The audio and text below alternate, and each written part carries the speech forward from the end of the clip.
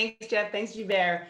So with that, we have reached our final piece of content today for closing remarks, of course. So it is my pleasure to introduce John Horton, who is professor at MIT Sloan and heads up the IDE's AI, Labor Economics, and Online Marketplaces Research Group. Prior to joining us at MIT, John was also the lead economist at Odesk, a labor online supply platform. So deep experience outside of the university as well as within, and ready to share some insights from his research with us. Great, thank you so much. I'm so excited to talk to you today.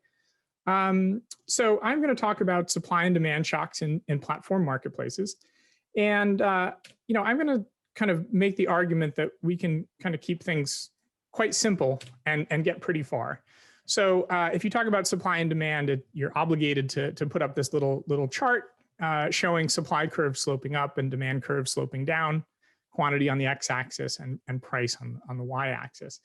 And I think that this little graphical tool can bring us pretty far in sort of understanding some of the things we've observed that have happened over the last year and a half.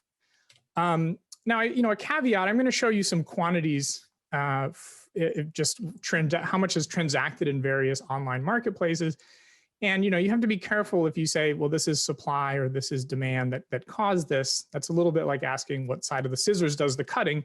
So we always have to be cautious of the fact that we are talking about markets, but I think in some cases it's a little clearer than others what was going on.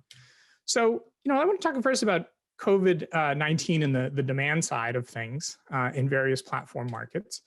I think we've mostly thought of COVID in terms of what we can't or no longer want to do.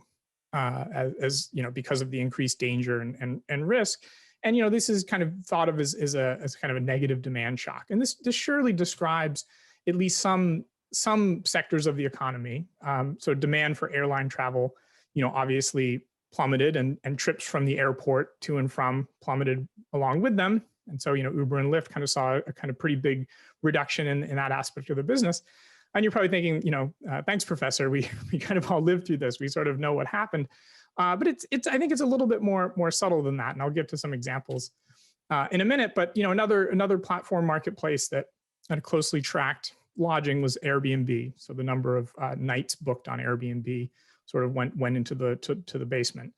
For somewhat obvious reasons. But that's not the full story. Food delivery clearly soared. So the amount of Uber Eats and DoorDash and poor Postmates and Grubhub to an extent, but saw really a kind of an explosion in growth. Again for somewhat obvious reasons. Now someone had to do those courier trips though, and so if we kind of turn to the supply side, COVID-19 probably reduced supply to at least some platform marketplaces. So the reasons I think are in some cases debatable, but one argument is that there was a fair amount of income support and sort of social insurance and extended UI, and if you think people are working in platforms primarily to make some extra money, that's going to depress labor supply to the platform. And similarly, you can kind of think of another factor that would affect supply. This is if you're an Uber driver. Presumably driving around in a plastic bag was less pleasant than doing it pre-pandemic. And so, on the margin, you're probably thinking that I'll probably supply a little fewer hours or maybe not at all if these are the conditions that I have to do it under.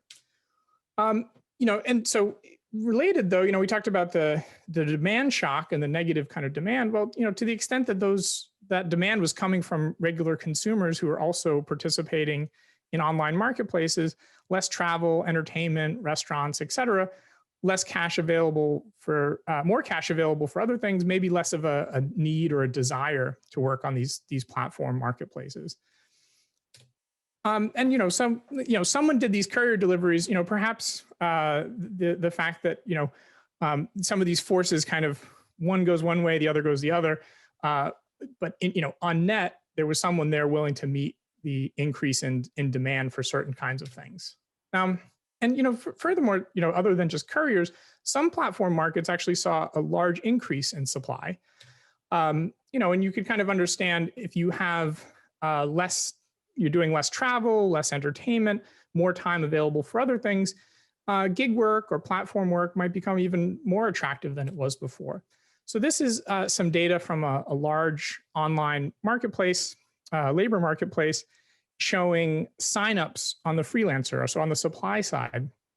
This is 2019 and 2020.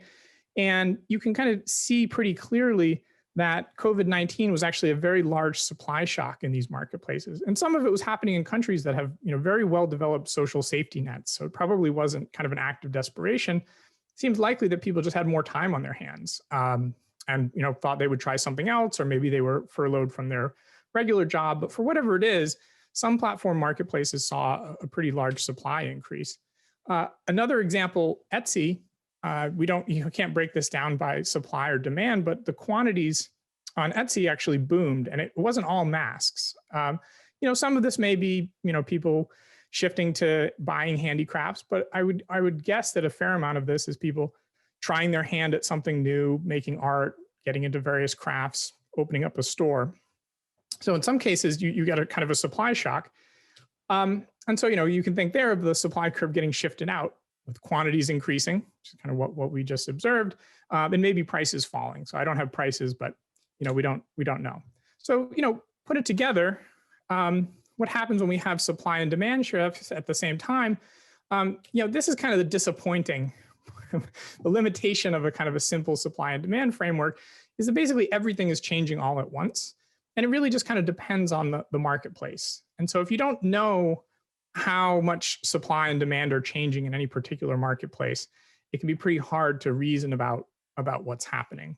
And so I think, a lot of marketplaces that seem kind of disrupted, and I'll talk more about some examples in a minute, but it's partially reflects the fact that lots of things are happening at the same exact time. And, I think a complication where, the simple supply and demand model kind of breaks down, or at least you have to add some more nuance, is that markets often clear on dimensions other than price, including platform marketplaces.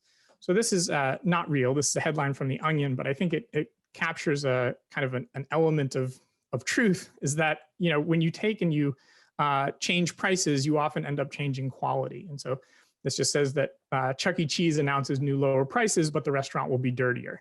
So this is, not real, but these kind of trade-offs exist in real marketplaces. And I'll give you an example of that. From ride sharing, where when you have less supply, so fewer drivers on the road, but the same amount of demand, partially this could manifest itself in changes in prices, but what it can also manifest itself is longer wait times, which has an independent effect on the demand curve. Essentially, the restaurant got dirtier, the service kind of got less attractive.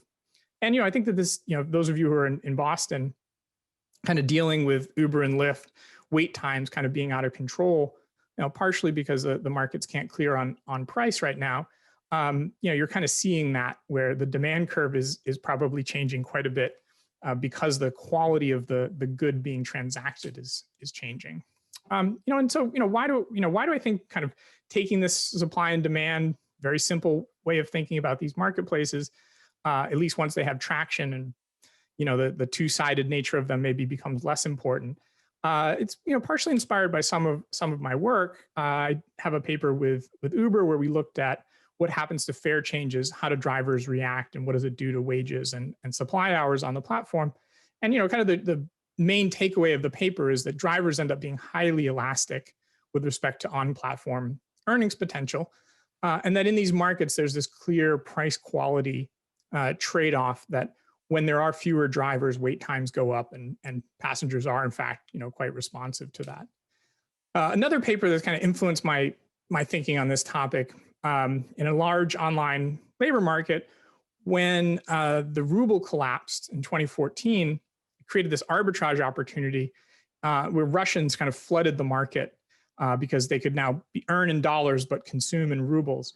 And I think the kind of the takeaway is that a lot of the supply side in these markets, they're pretty savvy and they're pretty responsive to the financial payoff that's available on the platform. So I think just general advice for platform marketplaces, kind of partially inspired by experience and research, is that one, you're most likely a price taker in your labor market. Your business is probably a bit like Uber in the sense that drivers are pretty elastic. And so if things have changed in a way that are raising driver reservation wages, you're probably going to have to adjust in that direction.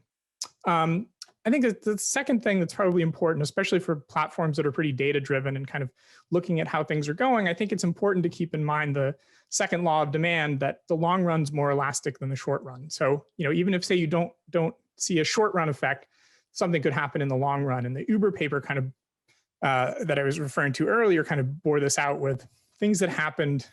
These price changes, they took about 8 weeks to fully work their way through the system. It wasn't sort of immediate. So if you kind of if you were looking too short, you might kind of miss the big economic so what. And then the last, I think this deteriorating service quality is something to really consider when you're talking about dealing with a supply shock or a demand shock. If you're ride sharing, you can measure it pretty easily in terms of wait times. If you're in a business where maybe that's not quite so easy to measure, I wouldn't, just because you can't measure it easily, wouldn't presume that service quality deteriorations don't also affect your marketplace. They probably do, even if you can't see them right away. So, the last thing I want to just talk about is, what big shocks in the future hold. And I put little skulls because this is a dangerous thing for a speaker to try to predict what the future is going to do. But I just want to make a couple kind of questions that I have. I think that we should all kind of be looking to see what happens. To what extent are the adaptations that people made during COVID-19, do they stick, or do they snap back to what they were doing before? So do we have hysteresis, or do we have something that's kind of just right back to where we were 2019? There's been a lot of talk about the Great Resignation and sort of a big shakeup in labor markets more generally, and kind of an extreme tightening. It's unclear if things have kind of changed radically and what that sort of means for platform business models. A related point, this doesn't affect all platform markets, but if there really is a shift to the suburbs and remote work is going to kind of cause people to spread out more, to kind of take advantage of lower housing costs, is this a threat to platform businesses that rely on a kind of a certain amount of urban density to keep their costs low? And so, these are all kind of questions, not really predictions, but there's something that I'm thinking about and I think could matter in the big picture. So thank you so much for your time. And yeah, so I can turn things back over to Devin.